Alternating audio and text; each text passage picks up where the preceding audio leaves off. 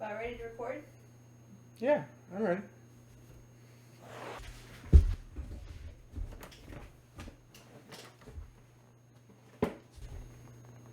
Are you wearing that the whole time? What are you, in a disguise? Yep. Well, then what is the whole point of...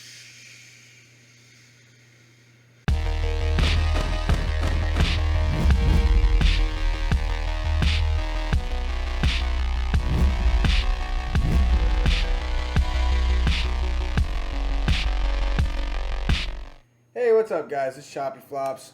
I know it's hard to tell behind my Marvel level disguise, but we're here again covering Loki episode 3. There's going to be major spoilers for the entire episode and for the episodes prior. Go ahead and catch up on the show if you haven't. If you want to, go ahead and check out our theories on it. Don't forget to throw a like on the video and subscribe. Make sure you share it with somebody who is into the MCU, into Loki, enjoying the show. That way we can get some theories going down in the comments, and let us know what you guys think. Let us know what you think of the video, and let us know what you think of the show, and what y'all thought of episode 3. So we start the episode with a scene where Sylvie is tricking C-20, the commander of the Minutemen that she captured at the beginning of the last episode. She gets the information on where the timekeepers are, and she goes through the TVA to find them.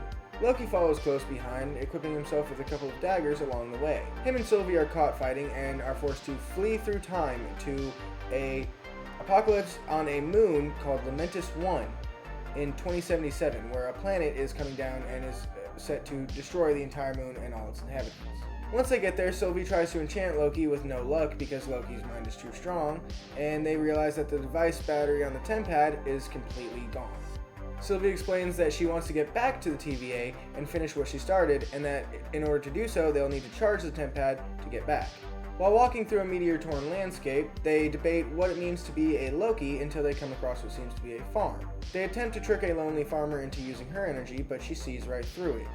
She instead gives them info on an Ark and sends them on their way. In order to get to the Ark, they must take a train. In order to do that, they decide to use a plan that Loki comes up with. Once they board the train, they both discuss their past and what happened differently amongst their timelines. Sylvie decides to take a nap, while Loki decides to get drunk, and hilarity ensues. But not everything is haha fun times, because Loki gets their ass caught and thrown off the train. Sylvie and Loki then form a plan to take the Ark themselves, and while walking there, Sylvie explains her magic, and we get a reveal that everyone in the TVA is actually variant. They finally get to the place where the Ark is about to take off, but by the time they get there, the planet is about to crash into the moon. It falls apart with some epic imagery as they make a mad dash for it, fighting through multiple people. They almost make it, but right as they're about to board the Ark, a piece of the planet runs straight through it and breaks it in half, stranding them there for the foreseeable future. That is until Mobius just finds out which apocalypse they're in and opens a portal and just shows up and grabs them. I mean, I gotta say, I didn't mind this episode. I liked that we got a lot of explanation on Sylvie, but I do see why a lot of people thought it was kind of a filler episode and not a lot happened, because I mean, really, not a lot did. They just went to this timeline, or they went to this, part on the timeline, and then, everything was going to shit, and they just are trying to figure out a way to get back, and, it's just kind of shenanigans of them trying to get back. But that's kind of what I wanted with this show, was a little bit of, Loki messing around, and shit going wrong. If they, I don't know, I didn't mind it because, like I said, I wanted a little bit of development on Loki, or on Sylvie, and on top of that, I did want them to actually, go interact.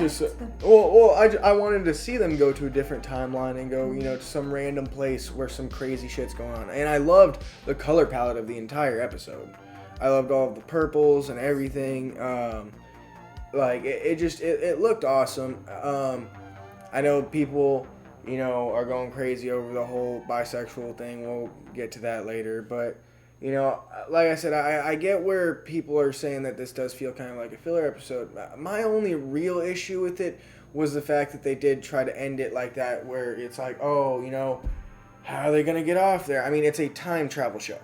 Right. And Mobius literally just they have millions of those things. They can just, go. Now, granted, I do have to say they are dealing with the sacred timeline right now, it being bombed and everything else, so it's gonna be difficult. But he's not just gonna, at the end of episode 2, be like, oh damn it, we lost the Loki that was working for us, and then just leave it alone. He's clearly, and he already knows that they're in an apocalypse. He just has to go down the list. It's not that different. I mean, he did say there were tons of apocalypses, but I don't know. It can't be that hard. He'll eventually find them. I think that's the clear way out. I don't really see any other way of them getting out, and it just seems really obvious. But we'll just have to see. But I definitely don't think they're stranded there. No. So I think that whole fake out at the end, that was the only part that was kind of iffy for me. But the rest of the episode I didn't mind. No, it was really good. I enjoyed it, but I am really glad to see that we got some interaction with them. I wanted to see how their connection, not chemistry, because that sounds bad. Yeah, no. But speaking of, what did you feel about that? About their weird kind of sexual chemistry with each other? You didn't like it? Okay. Weird. See, I thought the same thing. It's not because it's weird how people are saying, but it's because it's himself essentially. But at the same time, it's Loki, so of course he'd be in love, not in love with himself, but I wonder if this would work. He would love himself, and yeah, so. It's tough because it's one of those things where initially you just look at it and you're like, that's weird. It's interesting. But at the same time, because of who it is, if it was anybody else, I'd be like, yeah, fuck that. But because of who it is, it kind of does make sense. But I also like how she is saying, I'm not a Loki, don't call me a Loki, that's not. Yeah, because her identity is different. She's essentially a completely different timeline version of it. That is what a variant is. Right. But yeah, no. I'm glad they're acknowledging. But from what it sounds like, it seems like she was a variant from early on in her life, when she was a kid. Yeah. From what it sounded like in the episode, which is very interesting to me. I really want to see what happened to cause her to stray off the timeline. Right. I really hope that we get that somewhere down the line in the episode. And she mentioned. Also, I'm still waiting on Owen Wilson and Loki on the jet skis, but. Right. I think that's later. Yeah. Later. Anyway. She was saying that this is years in the making. She had to run from the TVA. How long has she been running? Right. See, that's what I was wondering as well. And speaking of running from the TVA, my buddy actually, our mutual friend called me a couple days after the episode aired, and he was telling me about his theory. Apparently, I think it's Richard E. Grant got cast as an old Loki. Really? But he hasn't shown up in the series yet.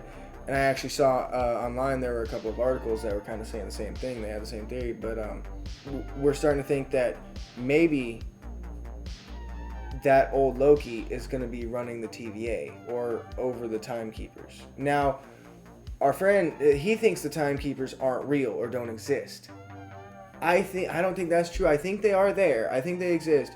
But I could totally see the old Loki having found a way to manipulate them or work with them, and he's the true person running the TVA, and he's the reason that they're so gung-ho about taking out these Loki variants is because he's trying to take out all the different Lokis because he wants to be the only one superior Loki. Well, he said it in the second episode. Yeah. I'm the superior one. Yeah, exactly. They're fighting over who's the best one, so it would make a lot of sense, and that'd actually be really cool. I'd be totally down for that reveal. So we'll see, but let's hope for that. As I showed in my last video, Kang's probably not going to show up in this series, but if he did, I would be okay with them setting him up, or I actually was reading, and apparently the Timekeepers actually existed twice in a weird way. It's hard to explain, but I could see them possibly be showing that the old Loki is the current one running the TVA, and the Timekeepers are gone now. you know, and they were running it once before the multiversal war and everything else, and time works differently. So like with C20, she's not human, but like she's a variant many years ago. So like how old is she? She hasn't aged. Right. Like, well, it's so different. Well, from what I understand, the timekeepers like existed, disappeared, created new time versions of themselves, and or like a new leader to create versions of themselves or something like that. So what I'm saying essentially is that like I'd be okay with the timekeepers being long gone, and then it setting up that, you know, and showing that Kang was one of them, and maybe he'll be coming back when they're messing with all the quantum stuff in Wasp. So I'd be okay with that. That's very well. So speaking of C20 and her memories and going back all that, so we find out that everyone's variants. So that almost confirms that there's got to be another Mobius variant. There's got to be. If everyone's variants, why not? On top of that, so we start off the episode and we see a memory where they're like at like a bar or like, you know, like some a shack. Yeah, exactly. They're having margaritas, having a good time, drinking, and so right off the bat when that happened, I was thinking, wait, I thought they were born at the TVA and have always been at the TVA. I don't get it. And maybe that's why Mobius likes jet skis, is because like his character, like his original version, really dug him, or was like some sort of jet ski instructor, or some crap like that. Maybe built him, or invented him, or something like that. Yeah, something like that. Maybe he is involved in jet skis somehow, and he just doesn't even know it. Yeah. You know what I mean? Yeah. But I didn't even think about that until just now. But yeah, so we see that memory, and we actually, it starts off throughout the Marvel logo with a song that's playing in that shack. And I was okay with it because I get it, they were setting the scene, but man, that felt so wrong. Seeing the Iron Man snap and everything. It felt off. Just behind this, like, you know, high poppy shit, you know, I was like, I don't know about that. Yeah, it was very off. Yeah, but regardless, that's not really important. What is important is Sylvie fucking kicks some ass, dude. When she's running through the TVA and shit after she interrogates her and gets all that information, dude, she could really fucking hold her own. And oh man, I am so happy. I was saying it through the episode the whole time. You already know what I'm gonna say. The one thing that I was just hoping they wouldn't do, I was totally okay with all the combat. I was like, yes, I'm down for this. Let's go. Let's have her kick some major ass. I just did not want her to do the weird, like, you know, eat my pussy fucking head twist fucking shit that every single action heroine has done since fucking Iron Man 2. Like, god damn, it is especially so female. Yes, it's only females. Well, yeah. It's straight up and eat my pussy fucking takedown. Like every time they just fucking shove their pussies in the face. Like, and why else would you make a fucking move like that so prominent with women other than to sexualize them? Like, it's just ridiculous, and it's been so overused. It was cool the first time, but I'm just tired of it. And like I said, a cool parry, you see it being used once or twice. It was a cool action move, but now I've seen it so many times. It's like, okay, you are clearly trying to fucking make this about like, oh, it's because it's a woman's move. Yeah. You know, and that's ridiculous. But they didn't have her do that, so that's good. Yeah. But, okay, so Loki finally gets his daggers that he wanted from the last episode. I was really happy that he went and grabbed those because of how excited he was when Mobius tried to hand them to him. I know. They're so cute. I don't think those daggers are actually from anything because he didn't... I don't think he had daggers in Avengers 1. And they wouldn't be from Ragnarok. Mobius got him off a variant. That's the only thing I can think. But... Yeah, that's true, too. I didn't even think about that. But yeah, I'm not sure where they would come from, but... regardless, I'm just happy like that was his first instinct when he got to the TVA. One thing I really dug about the combat, speaking of, you know, Sylvie kicking ass and everything, her and Loki are both very evenly matched, but just in completely different ways. Mm-hmm. You know, she's better at combat and he's much better at magic, and you know, using the magic to his advantage and using that in the fight. I thought that was super cool that they actually, you know, they made them even because they should be. They're both Loki. Yes. But they both have different skill sets. She learned more physically, and he learned more magically. Yeah, I thought that was really cool. I'm glad that you could tell that, and it doesn't like just outright say it to you. You can see it in their fights. Shout out to Lamentus 1 in 2077. Thought that was pretty funny. I've been playing through Cyberpunk 2077 quite a bit here recently, going back to that. So that was quite an odd coincidence, but that, a welcome one nonetheless. I did like they ended up there because you can tell he was just like, oop, gotta go. They just grabbed one and he just hit one because he didn't have time to hit. Yeah. He wouldn't have because they were fighting and then she got around the corner. Hey, what you doing? Yeah. What's up? But so when they do get there and when the Tempad runs out of battery because of that jump,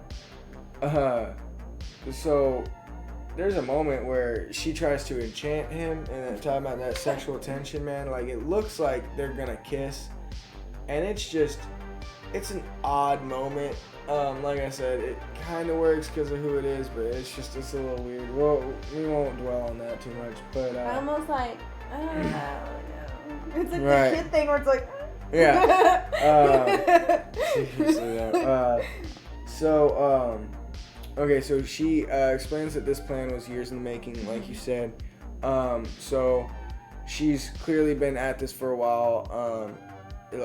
Like we were saying, I wonder, how long she's been running and how long she's actually been wanting to take care of the TVA. Because, did the TVA immediately reveal themselves to her? Did she eventually find out about the TVA? I really want to see, some sort of backstory to her, some sort of flashback or something. I'm sure we'll get it, but I'm really excited to find out a little bit more about where she came from. Me too. Almost like she was training for them. Right. We do get a little bit of an explanation of her powers, and we don't get that until later, but we do get an explanation of kind of a little bit of who she is, the fact that she's not a Loki and all that good stuff. They do have that debate over what makes a Loki a Loki. I thought that was kind of brilliant because this whole thing is about who's the superior Loki, and like I said, what makes a Loki a Loki. And I think that paying attention to having them have those little bickers and stuff like that, it really sells the point that they are the same person, but they're all very different versions. Mm-hmm. It feels like a bunch of brothers and sisters. Mm-hmm.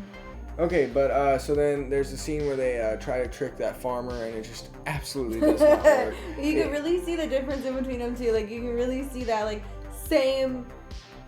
They are trying. They're trying to trick her, or they're trying to get it in nefarious ways.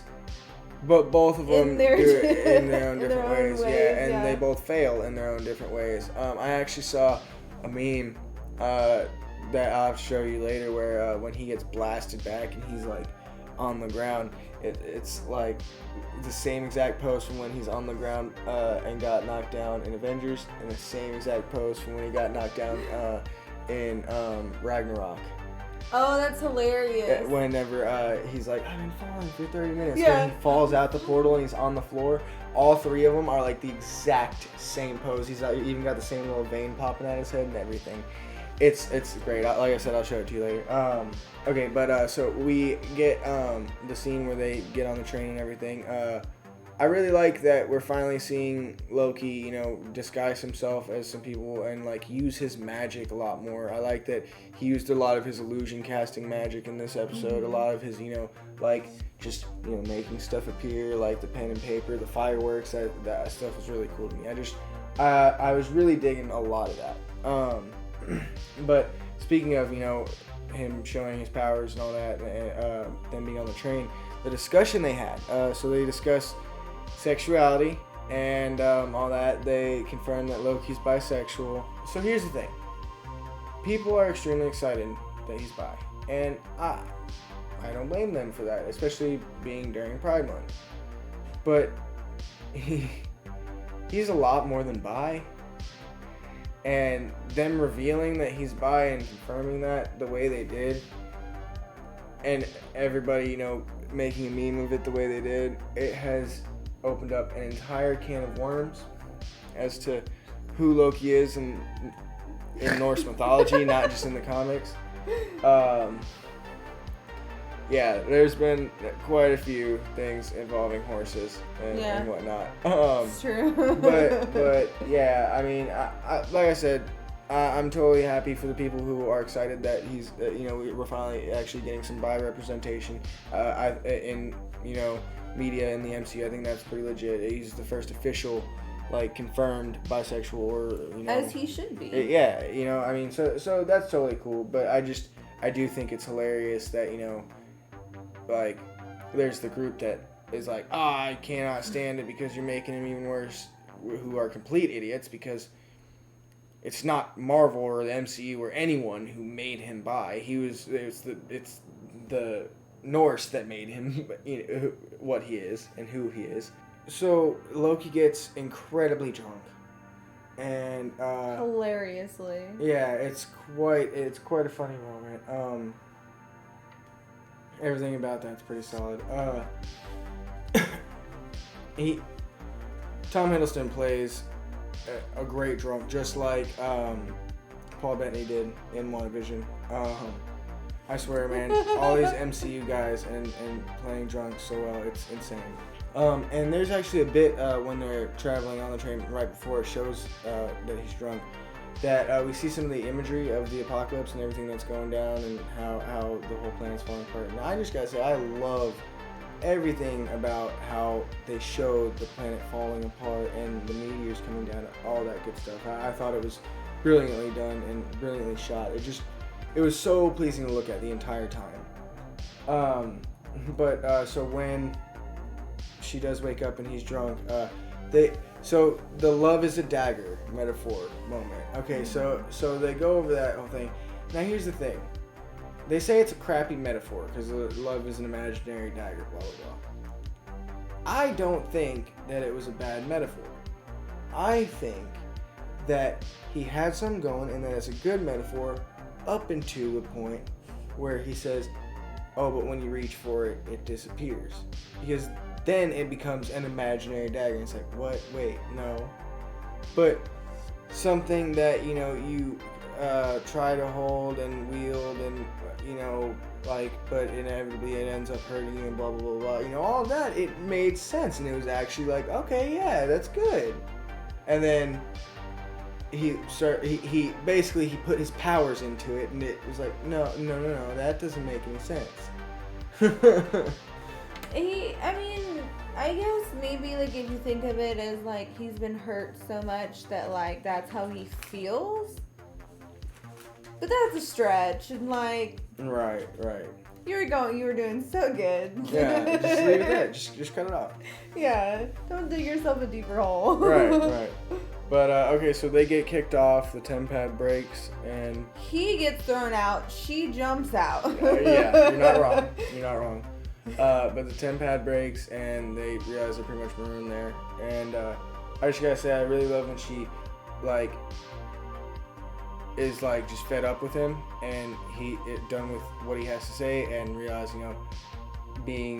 sitting here arguing with him isn't doing anything for me, and she just walks off and screams and everything. I really liked the effects they did for that, and like how they made everything kind of blow up around her. Like, it makes me feel like if I do that, I'll feel better too.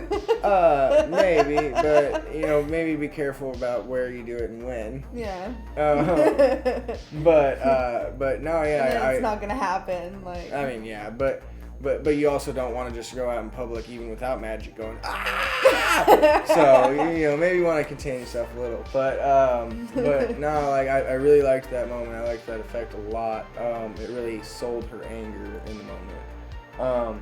Also, that led into, him talking to her about, oh, did that make you feel better, blah, blah, blah. That was a really good scene.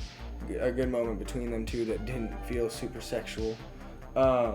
No, it actually just felt like... No, but, yeah. Like wholesome. But, okay, so then they walk to the Ark, and Loki actually mentioned something about it, but, man, that is a long-ass walk. Like, they were still quite a ways away. I'm surprised they even made it there on time. Like, by the time they got to the area where they had to go through the fight and all that, I feel like the thing should have smashed through the Ark already.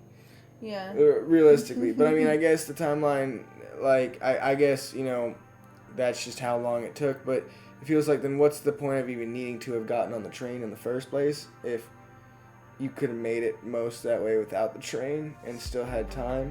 But I mean, it's whatever. But okay, so we find out that TVA is actually all made up of variants. And like we were discussing earlier, like that has got to lead into there being another Mobius, and you know, that whole old Loki theory is even further proven, or not proven, but like, you know, strengthened by the fact that they're all variants. So I'm really curious to see what's going to happen once Mobius and all them find out they're variants.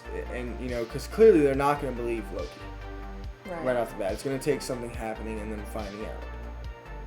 But I wonder, A, how, and B, what's going to happen when they do and how they're actually going to feel about that. Right. I'm very curious to see how that's going to go. But okay, so when they're doing that mad dash to the Ark and everything, I wanted to mention that, so right before they actually all start running, we see the planet actually start to like fall apart.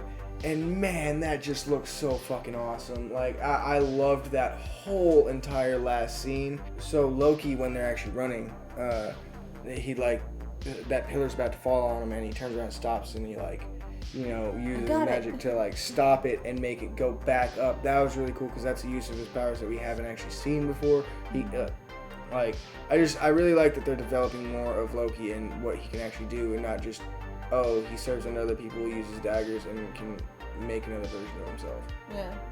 You know what I mean? It's good to see Loki actually using his magic. But so, I mean, we get to the end, and yeah, the planet like falls through that arc, and they don't make it, and that somber music starts playing, and you're supposed to be like, oh, you know, shit, what's gonna happen? Well, that's it. But like I said, like we went over already, I mean, it's so obvious how they're gonna get back. You know, something's gonna happen, whether it be the director, the timekeepers, hell, even old Loki. It's a time travel show. They're gonna get out of there. I'm not that worried about it. We'll get to the next episode, and we're gonna find out what's gonna happen.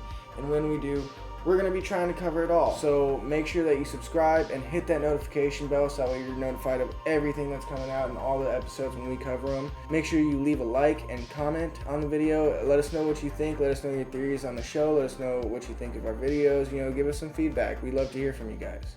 And please don't forget to share it with someone that you know, someone who likes the MCU, who likes Loki. As always, I really appreciate you guys watching. I hope y'all enjoyed the video. And of course, I hope y'all have a spectacular day. Bye.